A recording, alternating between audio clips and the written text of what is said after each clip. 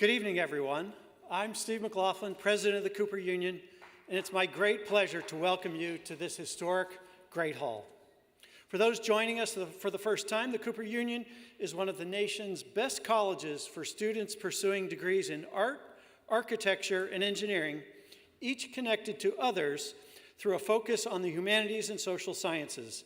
On behalf of our students, we're in the midst of working to restore the legacy of our founder, Peter Cooper, who believed that education should be as free as air and water.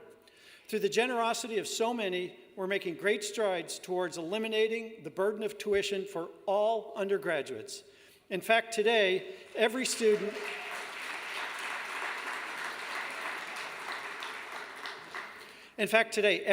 receives a half tuition scholarship, and nearly 60% of our students, including every senior, attend tuition free.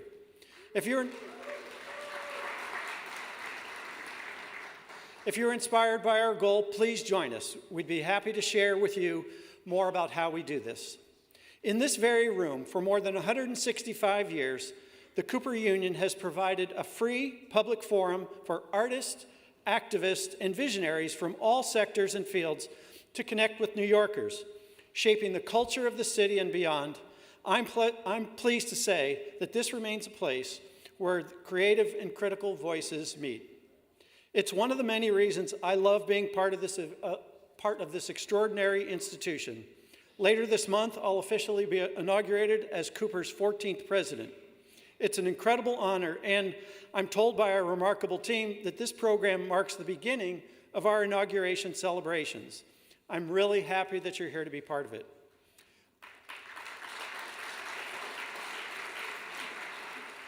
Before I bring our guests to the stage, I want to acknowledge the Robert David Lyon Gardner Foundation for making tonight's program possible. It is with their generous funding that we present our ongoing Gardner Foundation Great Hall Forum series, and we're incredibly grateful for their support. Thank you to the Gardner Foundation.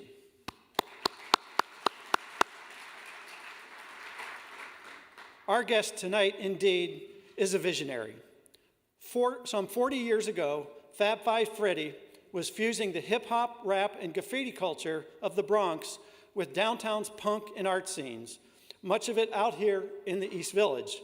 He brought street art into the galleries and established hip-hop as the cultural and artistic force it remains today.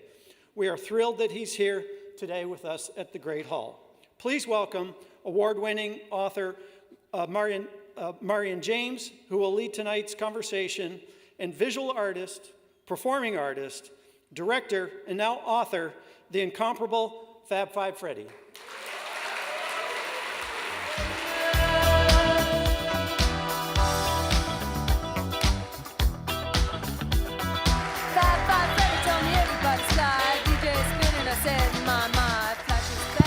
Wow. Thank you, thank you, thank you. Thanks, and thank you, Marlon. You're usually on this side of the mic. What do you mean? I've been on both sides, but this is really cool. Yeah? Yes. How does you feel?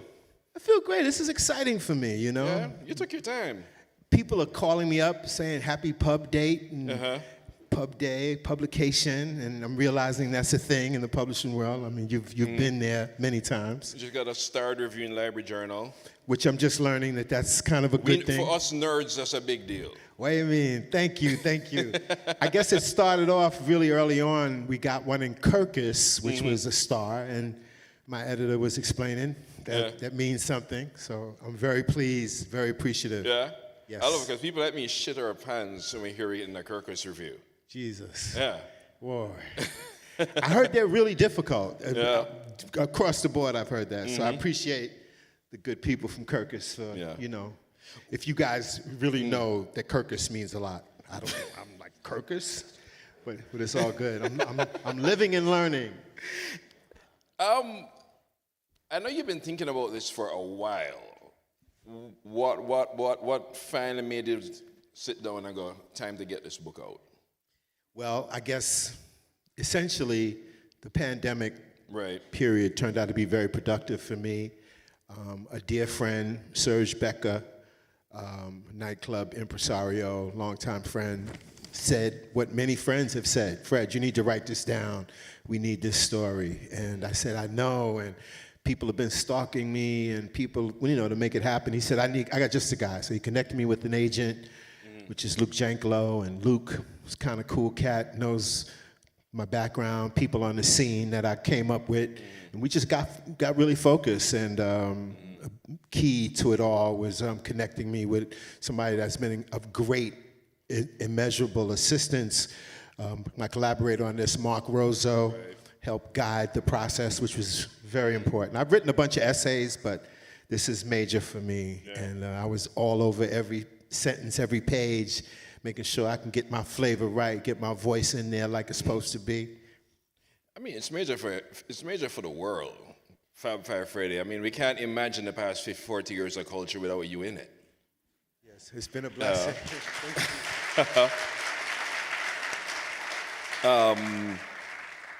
Everybody's Fly opens in 1979. So I'm going to ask, what were you doing in 1978? 78, I was figuring it out specifically, and just beginning to scratch the surface. I had connected with key people on the downtown scene. Where we are right now is kind of appropriate to be. I was telling the president of the school, this was a major, we walk back and forth in front of this school all the time. But connecting with people like Glenn O'Brien and at that point, and connecting with the TV party crew. Yeah. And how old were you? 1978, how old were you then? Like 19, 20. And just really hitting the ground running and meeting a lot of really good creatives. That was significant at that time with the true underground scene that dwelled in these parts. They're very open, very cool, very encouraging to these wild ideas that I was throwing around. Are we talking about art, graffiti? Yeah. Rap was just rap. It wasn't, barely anything had been put on records. But I began to get these feelings that this was some important, interesting culture, sort of a counterculture, if you will. Yeah. And comparative in many ways to what I saw happening in the punk and new wave scene. And the key thing for me is if I can connect with some of these people, with some of these ideas, I figured I could have a good conversation, and that did happen. So you say like you started as a visual artist first? Well, those were the ideas, to make visual art, and then to create a space or a narrative, if you will, so that people would look at us as artists. I mean, I knew that it would be very difficult not having gone to an expensive didn't get an expensive art education, RISD, none of that was there, but I had spent a lot of time looking at paintings. I saw this connection between what had happened on the trains or what graffiti was developing into and a connection to that in pop art coming from a real organic place without really being art world aware, and I said, this is so apparent, and I wanted to reach out to people that I could have that conversation with, and that began in 78, in fact, meeting Glenn and Chris and Debbie from Blondie, and all those people were very open to these conversations. Fine, just drop Debbie from Blondie like she's Debbie down the street. No, they're like family and stuff, and so they were just so supportive and so open. When they were like literally the biggest rock pop groups in the world, they were still very connected to the scene that they came out of on the Bowery. Yeah, I'm going to ask you about Blondie in a second. But in a lot of ways, graffiti was your entry, and you said in the book it was driven by more than whatever made a kid just want to write on a wall. What was that more? You said it wasn't just you want to write something on a wall. Graffiti meant something else, more than that. Well, initially, I like to look at it as just at the time when it developed, early 70s, late 60s, early 70s, I looked at it as just an outgrowth or a part of the rebellious counterculture revolution that had just been going on in the 60s and still happening in the 70s. And so I think maybe that was a big part of it. A lot of us as young kids saw the 60s and all that rebellion, and I think graffiti just followed suit.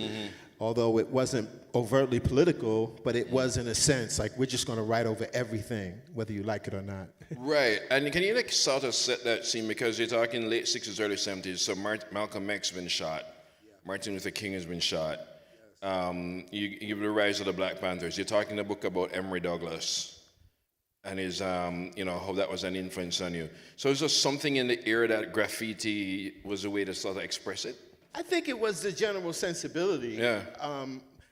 Me personally, I came from a household. My dad, as you know, as I write in the book, was present at the assassination of Malcolm X. Yeah. So they were super involved and turned on. So I was getting a significant airful at home from my dad and his friends, Max Roach and the like, that were very concerned about everything going on the planet, African countries, shaking colonialism, Black power, student uprisings, all that stuff was very present.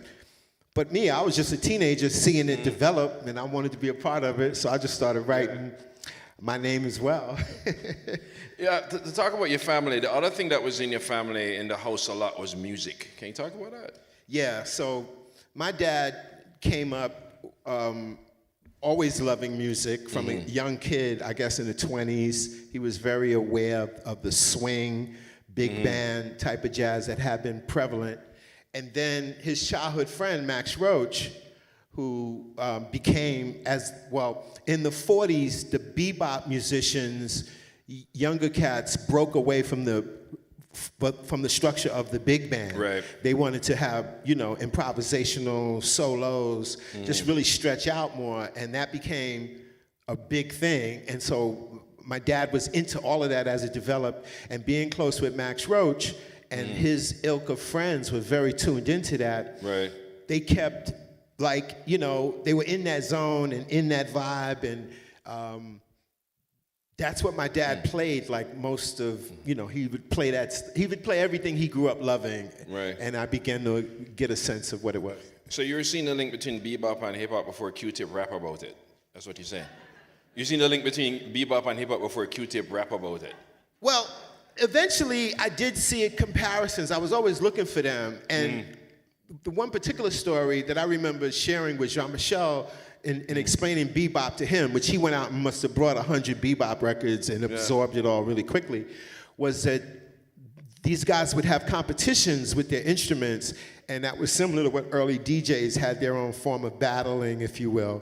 And I remember, getting a sense like, oh, there was a similarity there between, Charlie Parker and Dizzy Gillespie were having a beef. Yeah. And when they were playing this song, Salt Peanuts, they were trying to outblow each other, like at ridiculous speed.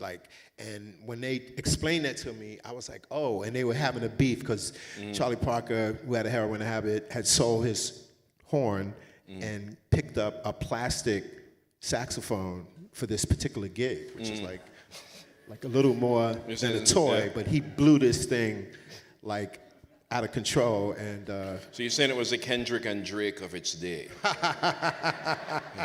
Yeah, it was a little bit of that going on for sure. The LL Cool J, Cool Mo D of its day. Yes, definitely a comparison there. And we're gonna have these where I throw these things out and you have to pick one.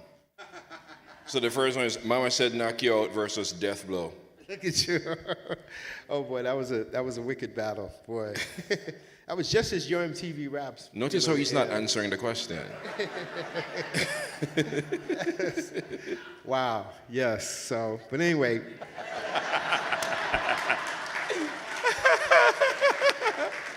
But what I was fascinated about later is the comparison, which was very organic, between in the name bebop and hip hop. Right.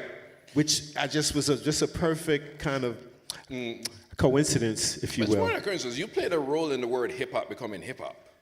I had a bit to do with that, yeah. Whoa. So what happened was, as Charlie Ahern and I were making hip hop's first film, Wild Style, right, there was no name for this, for what this thing would be, and we referred to it as rap, but the idea of the film was to show this whole broader culture, a dance, the visual art, the DJing and the rapping, and to showcase that. So we knew, and looking at the new wave and the punk scene, which we were watching closely, how it was covered in the press and here and in England, everybody knew, and then there was a difference between the punk rock stuff and then the new wave stuff, and then of course that went into no wave. But these things were clearly understood and defined, and the press could write about them and stuff like that. So as we were getting close to finishing the film, I knew we had no name. There was a couple of events that had happened that we were going to title Graffiti Rock. There was a big breakdance thing we were planning. Graffiti, it almost became called Graffiti Rock? Well, it was just in the attempt to figure out something that would work. Right. And so in finishing, as Charlie Ahern and I got close to finishing the film, this was something that we would talk about, I would bring up, like, what are we gonna call it? So a lot of rappers at that time would do this thing where it was a way to connect a rhyme. After you spit a rhyme, you could rock the house, call and response, and then most rappers would throw in to the hip, the hop, the hip, hip, the hop, the hop, the hop, blah, blah, blah, blah, blah. And that became like a defining thing that a lot of people rapping did. Right. And it was just an accepted thing. Sometimes when people were like explaining what kind of party they were at, they'd be like, no, it was one of them hippity hop parties where they would do the hippity hop thing on the mic, and we'd be like, okay, yeah, we know what you're talking about. Yeah. So that's before Rappers Delight. It was actually before Rappers Delight, which pretty much the main rapper in there was mimicking and copied line for line what Grandmaster Caz had famously rapped. But anyway, I said to Charlie, I think this word, which is already being used, it was already in the mix, we should use this word as the overall term. And Charlie said, that sounds like a great idea. I ran it by Africa Bambaataa, who totally agreed. And then we kind of helped push, I like to describe it as, we pushed a term that was there being used into position. It's not like we just made something up. You know, and then in the way I explain it in the book, something that Max Roach, my godfather, would speak about often. In fact, in the autobiography that he had planned to write, the title he wanted to give it was Jazz is a Four-Letter Word, because he was not happy with the term, because the musicians themselves didn't have a say-so. And apparently, or according to where that word actually originates, was from whorehouses in the red light district, Tenderloin district in the New Orleans. Apparently it was Jass, J-A-S-S, that sometimes evolved into jazz. So Max would be like, we didn't name this, you know, and he had I was like, whoa. Yeah. And so, anyway, so that's kind of helped push the term hip hop into place. I can't imagine Rappers Delight with Graffiti Rock. Graffiti rock, good, don't stop rocking it up. No. That's so true, Marlon, you're right. But you know, you mentioned we talk about breakdance, we talk about graffiti. You've always had this sort of, every culture you've been a part of, you've always had this really wide view of the culture. There are people who think hip hop is just rap music, but hip hop is more than that. Yeah, and we clearly, I guess when you connect with people that are really purists about the whole cultural movement, they acknowledge that. And what is remarkable about this culture, way beyond expectation, is how it's connected globally. And you'll find sometimes people in these other countries and other places around the world embrace all of the elements, because the whole hit record phenomenon, which is pretty much over in the way it existed as hip-hop developed, particularly through the 90s when hundreds of millions of dollars were generated and hundreds of thousands of dollars spent on music videos and stuff. Everything now is completely different. So I think the aspirations are different. But when you go to places and I see people breakdancing and having this feeling like it really gives them a sense of self and an identity that they don't have in real downtrodden areas. And you see, it reminds me of when this stuff was in its infancy in a rubble-strewn South Bronx or other really rundown areas in New York City. Right. And so it still has that resonance. Take me back to early 70s, and you're a graffiti artist. What was the type of risk involved in being a graffiti artist? Whoa. Well, you know, it's fine. I think the statute of limitations is kind of past. You can confess to your crimes now. Yeah. I mean, listen, you know, the subway tracks, that whole experience was very dangerous. Yeah, because you're saying if the police didn't get you, the third rail could. Yeah, the third rail. If you touch that thing, you would sizzle. It was 600 volts running through that. And just I saw the scene in Beach Street. Yes. You know, all of that stuff. You know, the things you do as a teenager, which is pretty much, that was the core group of New Yorkers of all nationalities doing it. You just did crazy shit, climbing, jumping, running across the tracks, you know, doing all these things just to have your name up there. It was pretty wild and crazy. And so it was quite a bit of danger, but, you know, it was just a part of that time. It was a thing to do, and many dived in. But everybody doing graffiti wasn't necessarily an artist. Right. As it developed, particularly late 70s into early 80s, it was clear that some people really developed skills in painting, and, you know, three-dimensionality, all these things were developed, and then some people had talent. And then you have Lee Quinones, who I partnered with, that was just one of the most, like, revered. And the lead in Wild Style, that lead actor in Wild, the star of Wild Style. Yes, and then we got him to star in the film, which was a dream come true. He was very reluctant about being on screen. Lee, it was just incredible, but you know, we were able to figure that out and get him to star as himself, so to speak. You said we're still in 1979. You heard this thing, the Uptown Sound, and you just describe it. Why did it drive you crazy, the Uptown Sound? Because you're in the Brooklyn, and then what was the disco? Well, it was the beginnings of disco before, I like to describe, before Saturday Night Fever in Studio 54, which was the commercialization of it really becoming a huge global, national, then a global thing. This is when it was really being developed. So it was primarily Black and Latin mobile DJs that were developing disco. So you pretty much, if you were tapped into that scene and listening to Frankie Crocker on WBLS like I was, you knew what the hot records are, and you were waiting to hear them, especially just the revolutionary idea before scratching and mixing of a disco DJ like extending a record and just, you know, blending it into another version of itself was like, oh my goodness, because for everybody else, you had a record player that you would stack 4 or 5 45s on, and the arm would drop and the record would play.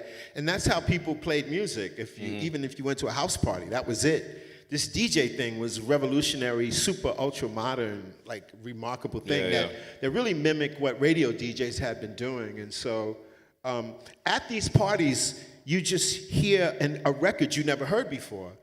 And then the first couple of times this happened, there were a couple of people in the crowd that were kind of familiar with it, and then they started moving a certain way. Some of them did a semblance of break-in, and the crowd would gather, and I was like, what's going on? What is this music? And it was these beats, like Apache, like, you know, Mardi Gras, you know, Dance to the Drummer's Beat, these things that you just hadn't heard.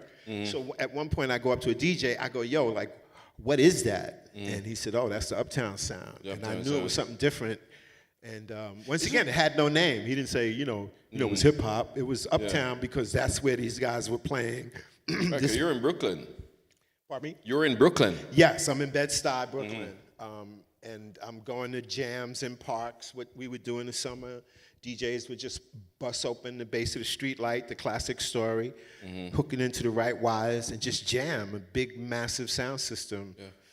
I was wondering, to go back to the Uptown Sound and Break Beats and so on, like a song can end in like 3 minutes, a song can end in 2 minutes. But if a DJ has a right beat, they could play it for an hour. Yes. What do you think what did he lock into? Well, the break beat on most records back then, the climactic breakdown, the records oftentimes would build to this point where you knew, like, that's the most incredible part of the record, when it would just break down. And you would just get a few seconds to that. And Flash, on the audio book, I did something different where I interviewed several people that are key in the book. And one of those people is Grandmaster Flash. And he explains developing the techniques, seeing what Kool Herc did at the first Kool Herc parties. He was like, okay, but how do I perfect this? And he said what Herc was doing was trying to extend the hottest part of a record, that breakdown. And Flash was like, let me figure out a way to perfect this perfectly so that the music is seamless. And that required him doing R&D with all the other available turntables. And turns out it was a Technique. SL, forget which one. Well, it became, the one that is most popular is the Technics 1200, but it was the fact that that was a direct drive motor. Other turntables used a belt drive, so it took a second or two to get up to speed. With a direct drive, you'd hold it and let it go. Bang, it was on beat. And so that was the innovation. But basically, it was just to extend the hottest part of records. Usually that break beat is very short. Yeah. So to keep that going, or to tease the crowd who would typically be waiting for that moment in a record, to just go, oh man, we dancing, and now that's gonna be the fun part when you really get loose. That was a big innovation, along with finding records that nobody else had heard, and what the DJs would do, the Bronx DJs, early pioneers, was soak those records so they can take that label off. Because it'd always be a ring of guys standing around the DJ watching, who wanted to be DJs, and the DJ would be like, oh, nobody's gonna know where I got this record, which would be Apache, or Bob James' Mardi Gras, or, you know, Impeach the President, or whatever these... Amen Break and all that stuff. That's actual record, if you guys don't know. Impeach the President is a... I know.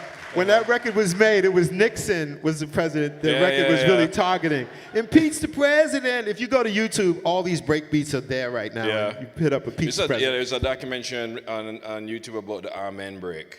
That's an incredible break. With Straight Outta Compton. But that's the break that gave us jungle. That helped spawn off so many different scenes of music. The Amen Break, which was originally... If you Google Amen Break, you'll see it, and then it extended all the way over into drum and bass in England, a lot of EDM.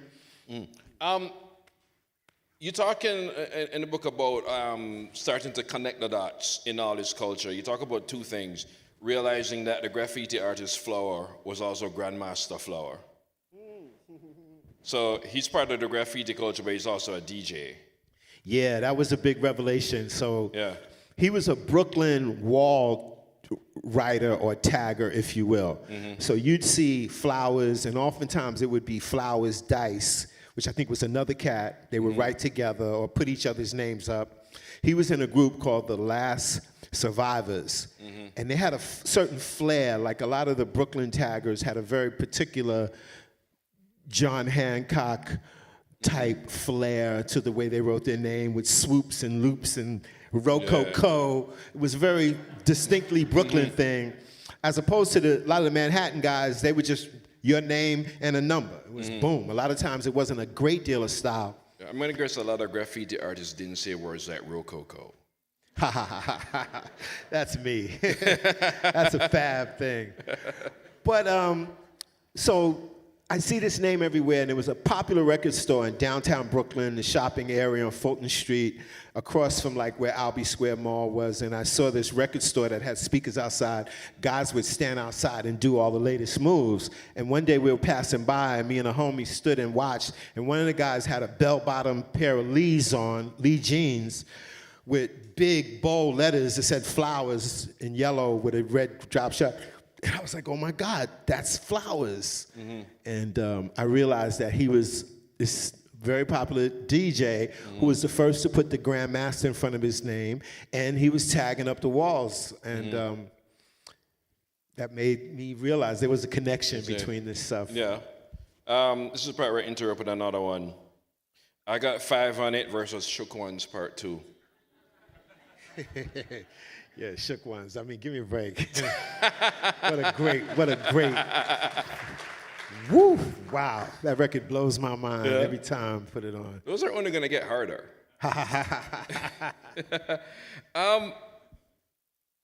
But the other thing, one of the things I really appreciate about you, though, is that you were done with reggae from the get-go. Yeah? Yeah, you know, well, a lot of it I attribute to the Guyanese family across the street. I was really good friends with Frank and his brother. He had a bunch of brothers and sisters, and they were really into reggae early on. And it was through them I got exposed to acts like Dillinger, Trinity, U-Roy, I-Roy, I-Roy. Big Youth.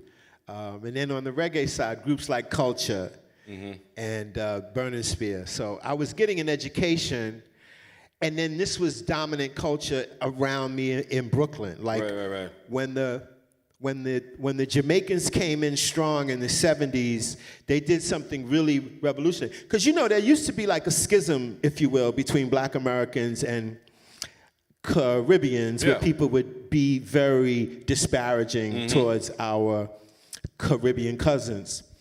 When the Rastas came up, following after the whole posse movement, there's something somewhere along there when all the posses and the big stuff that went on in the 70s. A lot of these guys came up to New York, as I know you know. Yeah. And they set up weed gates, they would be referred to as. That was like an apartment or a shop with a super heavily fortified door, and they were selling weed 24/7. That was revolutionary at the time, because typically you have to find your man and just hope to catch up with whoever was the kid you would get your weed from. Jamaican cats said, we're gonna be right here, and 24/7 you can come to this apartment, Chatbot. What do you mean? They would slide open like a thing, and then you put your hand in and get your little $5 bag of weed. So on the strength of that becoming big in the community, people began to develop like a respect for these dudes. This is the era where them dudes wearing the Argyle socks, Earthman shoes, three-piece suits. That style, that Earthman era. shoes. What do you mean? They're hardcore, man. Yes. Earthman and Clarks. All of that was really going on. Dudes that had them crazy walks, the way they would walk all extra with the and then the ones that was getting money had the big beaver hats. So what happened in that era in the hood was dudes began to develop a respect for them, because we understood that they was getting their money, they was not playing, and they brought us a service where you can legit get your cannabis on a regular. And people, this is an interesting story. People began to really get influenced by their different style. Right. So the way they would smoke weed was they would smoke in what's called frontal, which is a big tobacco leaf. Anybody know about this? Don't pretend you don't know. There's some bodegas that'll sell these big tobacco leaves. I never was able to even figure out how to roll with these things or whatever. But real Black American hood guys was peeping they whole swag and they whole get down. And they was like, yo, I'm with this, and I want to figure out how to roll my weed like that too. But nobody knew how to get access to the frontal. So what developed was using, it was various cigars. Initially it was a White Owl. It was an El Producto. People would refer to them as, smoking an L. But then the more popular brand became Philly Blunt. So this was all developed emulating what... I love how we started talking about reggae music and now we're at Philly Blunts. That's a part of it. So I was into that whole style. I absorbed it and got to listen to some of the early major practitioners and got the vibe. And then, went to a few parties and seen the reggae systems come out. Eastern Parkway, Labor Day, they would be out on the hot corners with massive systems. So I got a nice dose of that. You said from 1979 you were sure rap was going to grow into something big. What made you so sure? Well, I just saw, before anybody else was aware, I was up on how big it was in various urban areas. The amount of kids that would come out if the right DJ showed up in the right park. It'd be 500, 1,000 people out jamming, and the word of mouth on how fun it was just growing. And this is before records were out. I was just like, wait a minute, this is big in so many areas of Brooklyn and Queens and Upper Manhattan and the Bronx, obviously. This was like growing, but still very much under the radar, if you will, because records hadn't really happened. There were a couple of records that were locally produced on local labels like Enjoy Records, put out a few tunes, but they didn't really break nationally. Sugar Hill was the first to really do that with Rapper's Delight. All right. The Message versus Ladi Dadi. Both incredible records. No, you have to pick one. I mean, We should have shots on stage. That's what we should have like Nore.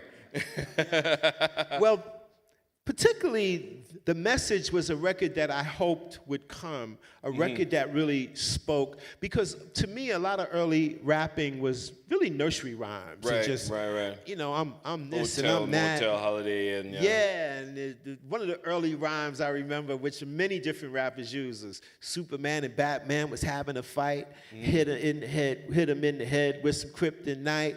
Hit him so hard, I broke his brain, and now I'm hanging out with Lois Lane. I mean, it was like nursery rhyme, but on the right beat, somebody saying that on the mic, it was like, oh shit, like wow. You know, guys just had a whole string of simple rhymes like that was incredible when you first peeped. And so it developed along those lines. It was like very fantasy, who I would love to be. I'm Superman, I'm this and that and the other. And I would go, this is all good, it was all fun, but if somebody can make a record that was really relevant, that spoke to something real going on, which we were still getting a lot of that in the 70s. Almost every major group, black group, African American group, had at least one song about the way people were living. Right. It was Marvin Gaye's "What's Going On," or "Ain't No Stopping Us Now." You know, there was records that were like designed to help uplift people. And when the message dropped, that was that record. Yeah.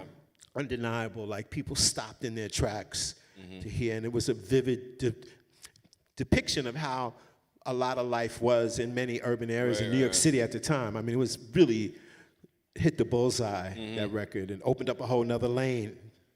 I just remember "Don't Push Me" because I'm close to the edge. I'm like, damn.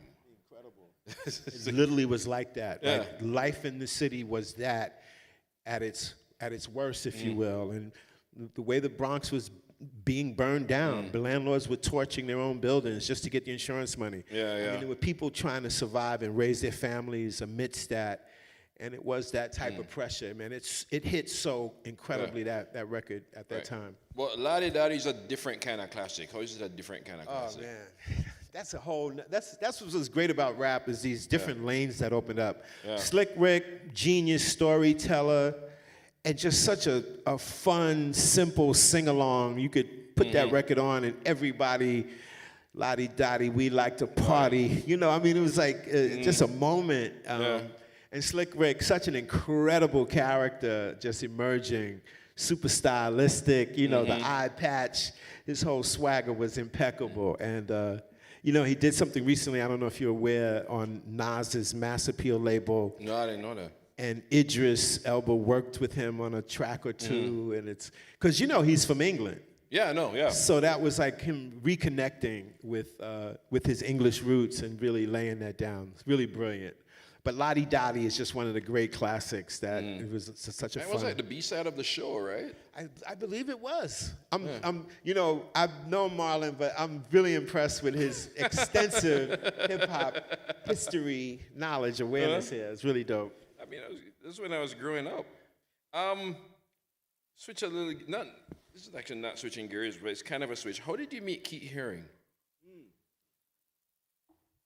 I met Keith at the Times Square show, Right.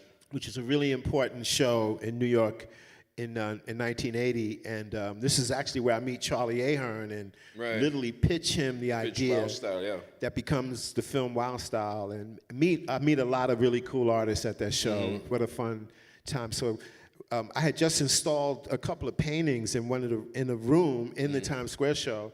With me and Lee Quinones are there. We just push pin these couple of canvases. Bobby Grossman, who's here, took these incredible photos of me just after I installed. Bobby was just everywhere he needed to be with his camera.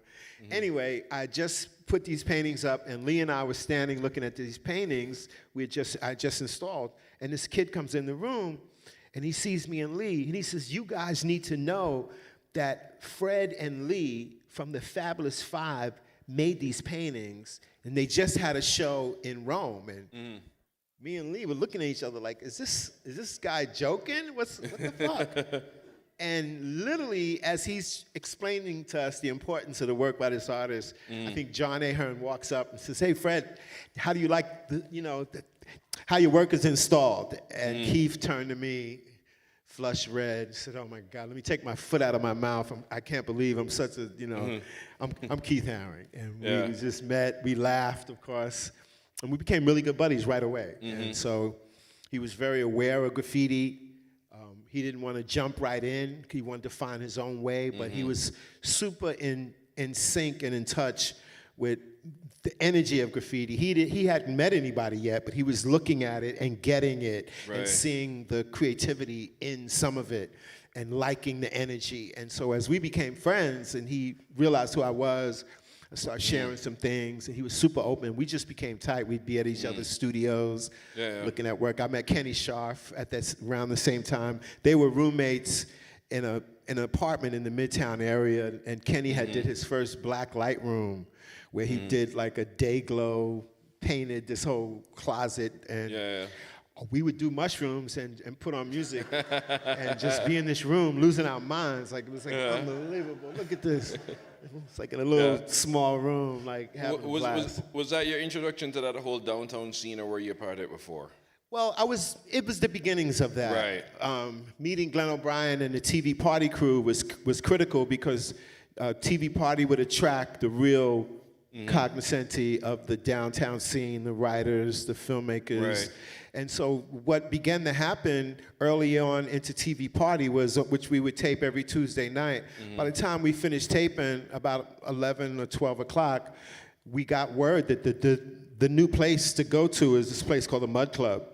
So we would all head down to 77 White Street, and the Mud Club, that begins as the cool place where we would all hang out. And I'd meet all these other cool artists that were doing, interesting things. Right, because in a lot of ways, Basquiat background is very much like yours. Artist, street art, didn't go to RISD either. That's true. He didn't go to RISD. Yeah. How did you guys connect? Well, so when I get the first bit of publicity, thanks to Glenn O'Brien, I was like sort of a mentor at in the Village Voice, a little item about our work. We'll come and paint the wall in your house for $5 a square foot. Was a way we figured we could affordably, price our skills. Anyway, my home number was listed in this item. This was so long ago. It was before you had to put the area code with the numbers.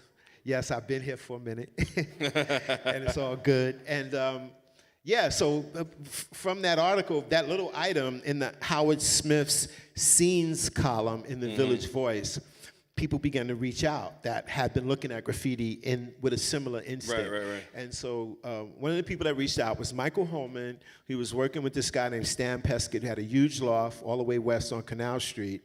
And he invited me and Lee to come. We started doing some things in this incredible space. They gave a huge party they called Canal Zone.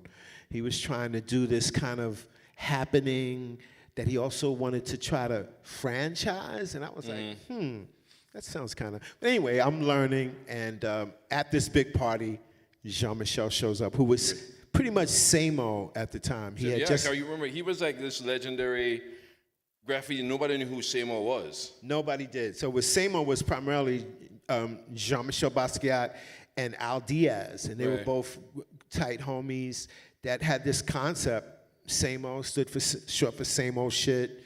They would write very clever little phrases and statements that put people in check and had everybody that seen them, especially people downtown, like, who are these guys? Like, who's doing this? And so Jean-Michel shows up. His hair was like, he would do wild things with his hair. He had a short, blonde mohawk, dyed blonde, and he was just a wild kid. He wrote one of his Samo things on the wall at this party, and everybody was like, wow, this is Samo. And we right away clicked and became really good buddies, and worked at this loft for a while, and became we were partners in art crime, so to speak. So would you say to you, Jean-Michel Basquiat is hip-hop? Well, I'm the guy that's turning a lot of people on to this new thing. So I would tell them about this music, and I had tapes from these parties.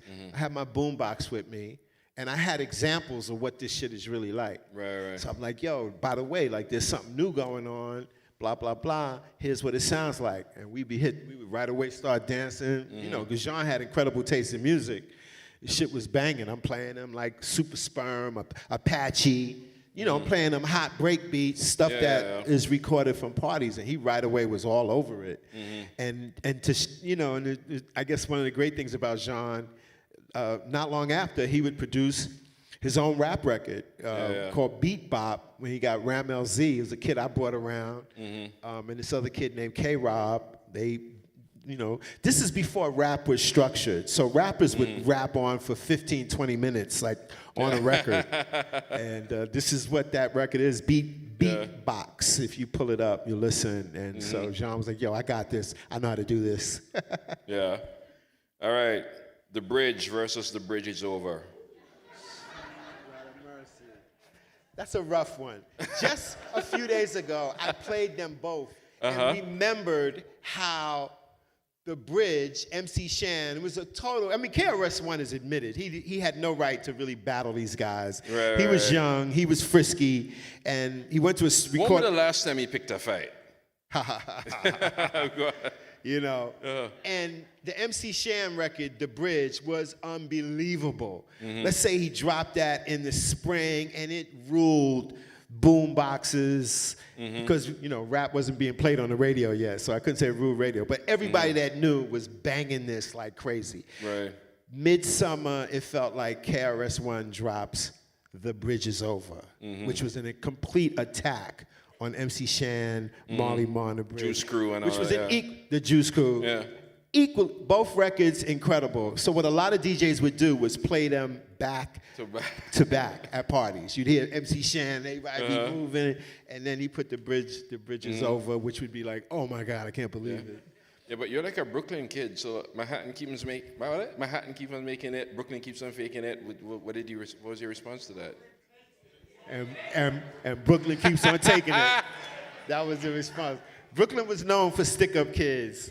I get into that in the book. Luckily, we're not in that New York anymore. Some of those aspects are kind of whoa. But yeah, but that was an incredible, incredible moment. Could you talk about the whole sort of, you talk about it a little bit, but the whole genesis behind Wild Style? Because again, that's another turning point in the whole culture of this planet. Yeah, so when I meet Charlie, working with Lee, when I hook up with Lee and I've got all these ideas about getting people to look at our work in a more of a, or looking at it as a form of art, as a form of expression, as opposed to just vandalism, which was the dominant narrative about what we were doing. And I felt like, well, if we could create, change the narrative and help to present this in a way that makes people look at us. I think one of these underground independent films I felt would be a great way to do it. Right. And I would run all these ideas by Lee, like if we can do this, maybe that, you know, just strategizing. I saw the poster for this film, The Deadly Art of Survival, in Lee's neighborhood. And just this Lee little... Quinones, right? Lee Quinones, right. yeah. He's living in the Smith Projects, right, super low, all the way Lower East Side by the base of the Brooklyn Bridge practically. And in his neighborhood one day, I saw a poster on the wall, which I can tell, like, yo, this has to be one of these underground independent films. This guy with a bloodied face standing in front of a chain link park fence. The title of the film was The Deadly Art of Survival. And Lee said, oh yeah, and I know that guy, he lives in my hood, he's a kung fu teacher. I was like, oh, this must be one of these, like, maybe urban kung fu films. Anyway, I just remembered it at the Times Square show. This is how I meet Charlie. I see the poster for this film at the Times Square show, and Diego Cortez, who had taken me to this exhibit, I said, yo, Diego, that poster, he says, oh, Charlie Ahern made that film. His brother John, his identical twin brothers, the guy that organized, one of the people that organized this exhibit, I said, man, I want to meet him. And Diego said, he's right over there. And I literally walk up and introduce myself to Charlie and pitch him the idea of making this film to show all of these elements as one.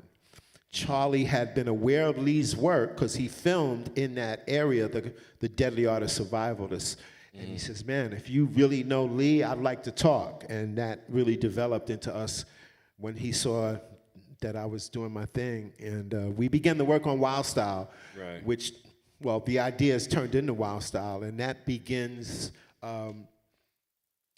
Well, it turned out to be a lot bigger than we thought. We were just making it for the homies in the hood, uptown, Harlem, Bronx, whatever, and our downtown art, underground film, because Charlie was from the underground film scene. He was tight with, you know, people like Amos Poe and Scott and Beth B. and Jim Jarmusch. There was a whole school of these people, Eric Mitchell, that were making these really cool low-budget underground films. And we were like, that was our goal. Yeah. And all the rest, you know, 40 plus years later, it's been incredible that it planted the seeds of hip hop culture in all these places around the world beyond our expectations. So it's turned out to be something beyond special and really. And also spawned a lot of imitators. We were talking about the best one was Beat Street.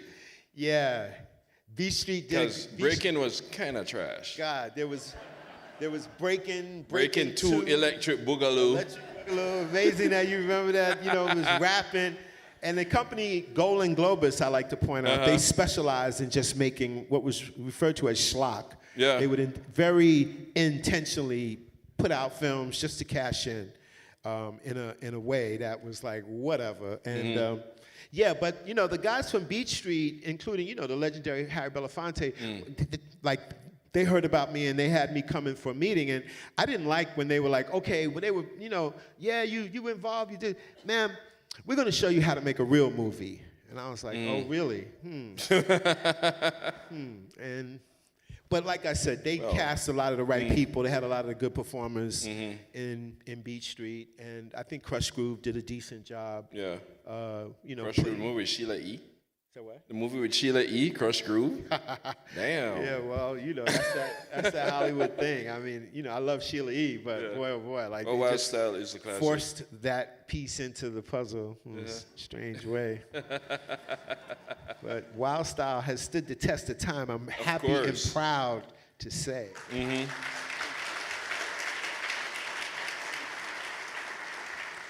It's a great crowd. I'm here trying to start fights.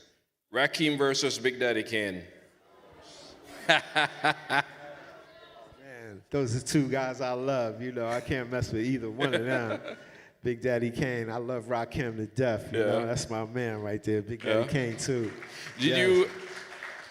We talk about moments that you think were turning points in hip hop. Like to me, Eric, you know, Paid in Full was a turning point because nobody rapped like that before.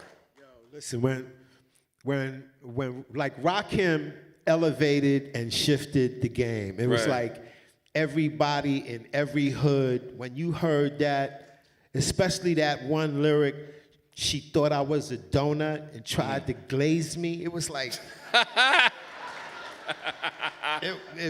dudes was just like, stop. Like, we got to think about this right now. So, and he was just so cool with it. I can't believe he called money dead presidents. Yeah, that was he blew it up, but that was a slang for money. You know, the most slang words connect to sex and to money. There's a zillion ways, slick ways of talking about those topics, but dead presidents was a reference that I had heard a couple of times from some old school hustlers. And you were like, dead presidents, oh, that's, you know, obviously the people whose faces is on money. Yeah. But Rakim and hip hop did that with the slang that it introduced. It just put, especially if the record is right, it put it on a fast track into becoming a part of our language more quickly than it ever. You know, in the jazz realm, and my dad and his friends would talk about the words that Lester Young introduced to the culture. He was the first to use bread for money. Right. He dubbed Billie Holiday Lady Day, but he would call other people lady as well. And so there's a great interview that my dad and his friends would play. I've recently listened to it on YouTube, like everything else, and there's Lester Young being interviewed, and it's just, it's poetic, because you get a sense of where this came from and what these jazz cats, the way they talked and used language.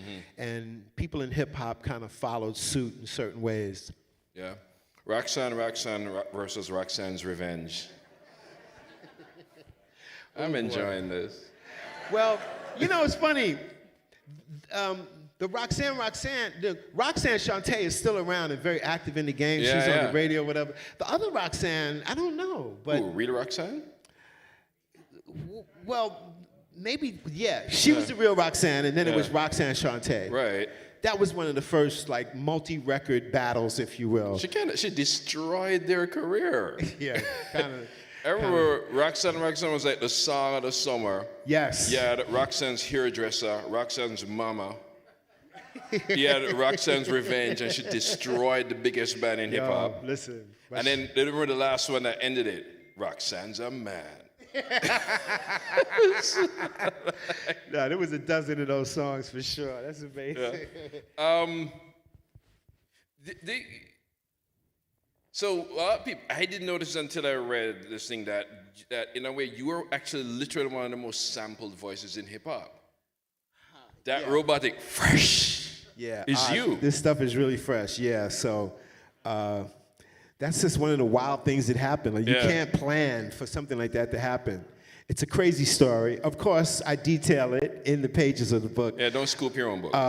But essentially, it was just a way to make a few bucks. I wasn't trying to be a rapper. This record, it was a French record. I primarily rapped in French. Right. I expected it only to have been released in France. Yeah. And so what turns out is it comes back as an import. Cats really like it. I'm like, oh, wow, that's incredible. And then he's now DXT, but then it was DST, was doing the scratches on Herbie Hancock's record, Rocket. And DXT uses that sound on the end of the B-side of my record, which goes, this stuff is really fresh. He uses that as the element that he uses as a scratch. Right. And it makes this really distinct sound. And Herbie Hancock's record becomes a big hit.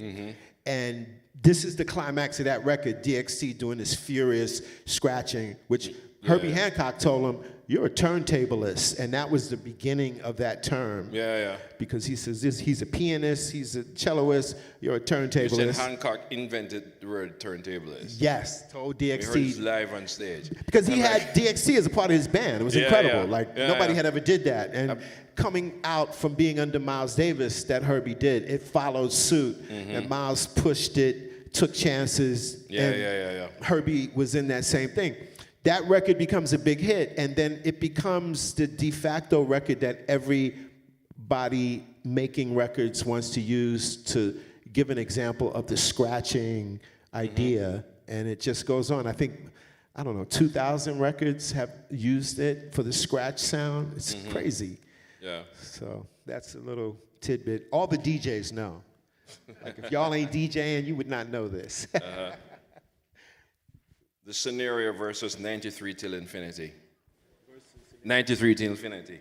Oh God, this is torture. This is something that they do on Drink Champs. Yeah.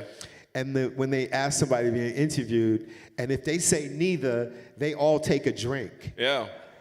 And they went, because they were doing stuff like this to me. I'm like, dude, You're I supposed can't. to be drunk now by now. I know, literally. But the Drink Champs, I did an interview with them that's going to be all over everywhere this weekend. Drink Champs on YouTube. With Nori?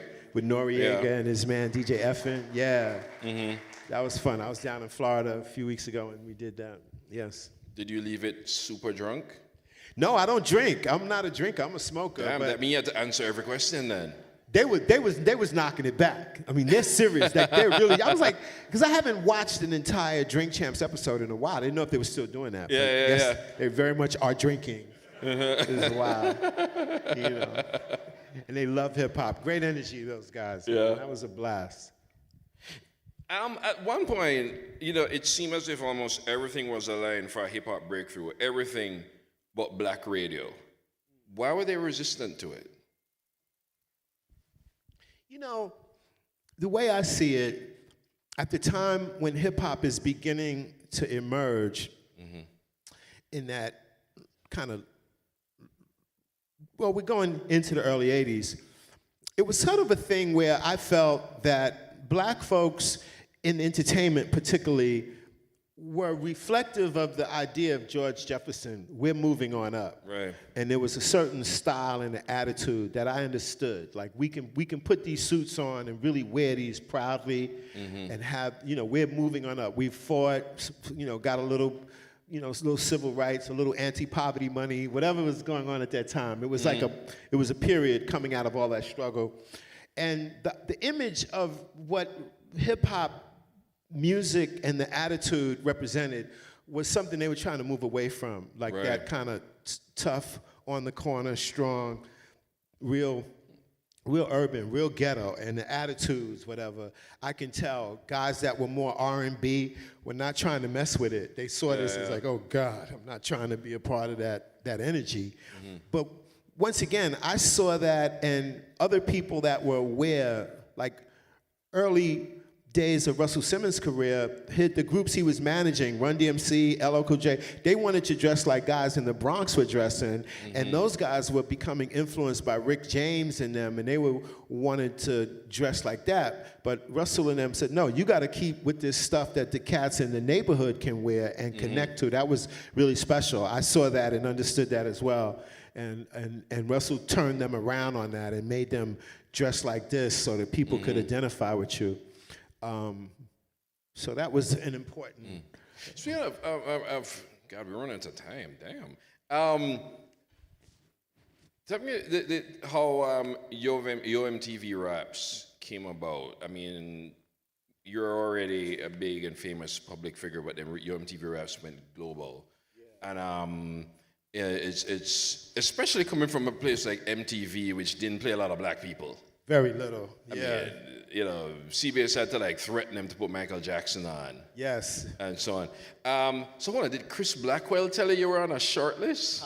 Yes, he did. Right. Chris had become a good friend.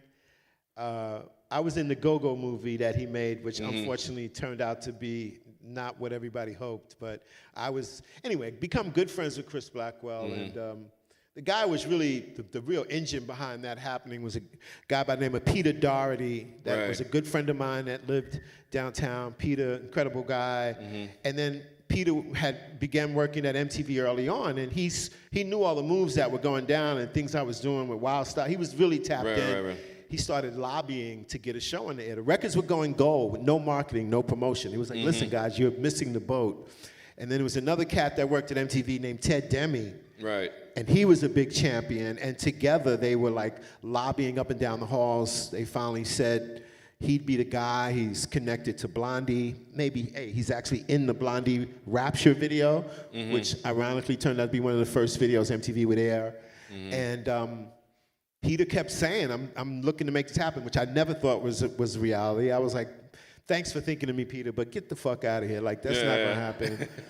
And so as it got close to happening, he's like, look, I got them. They want to shoot a pilot. I said, well, all those other VJs would be cooped up in a goofy room with some stupid shit going on the green screen. I was like, man, I don't want to be that guy, man.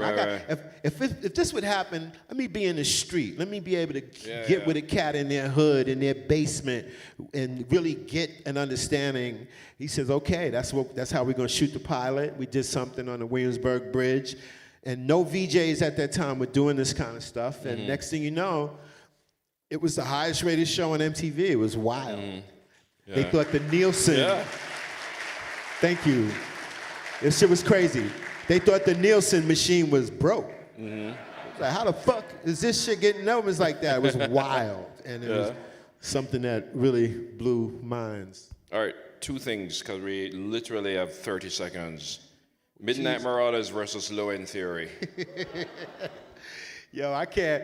Q-Tip is a dear friend of mine, and once again, another special treat on the audiobook is a discussion I had with Q-Tip, who, like, me and him connect on the tail end of the downtown scene, and as Yo MTV Raps begins, he's an artist that I interviewed numerous times.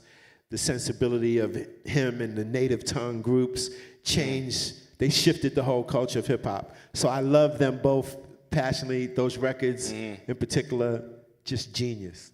Changed the game. They changed the game. Yeah, I didn't answer that question, but it's all right. Why you hear me?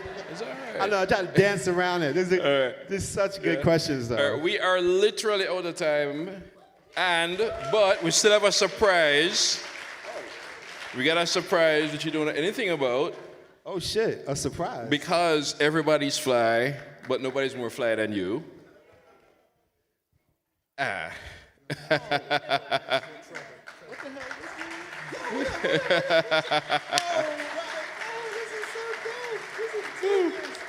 Oh man, this is great.